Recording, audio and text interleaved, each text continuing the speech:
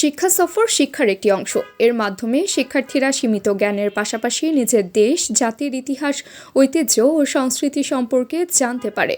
তারই ধারাবাহিকতায় চাঁদপুরের কুচিয়া উপজেলার পালাখাল গ্রামের অবস্থিত মাদ্রাসাতুল কোরআন ওয়াস সুন্নাহ ইনস্টিটিউটের উদ্যোগে শিক্ষা সফরের আয়োজন করা হয়।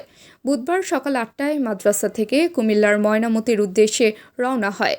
পরে ময়নামতি ইংরেজদের সমাধিস্থল পরিদর্শন করেন এবং ময়নামতি রানীর বাংলো পর্যটন পরিদর্শন করেন মাদ্রাসার কোমলমতি শিক্ষার্থী, শিক্ষক ও অভিভাবকরা। দুপুরে মধ্যাহ্নভোজের পর কুমিল্লা ধর্মসাগর পাড় পরিদর্শন করে শালবন বিহার ও কুমিল্লা বিশ্ববিদ্যালয় পরিদর্শন করে পুনরায় মাদ্রাসায় ফিরে আসেন শিক্ষার্থীরা।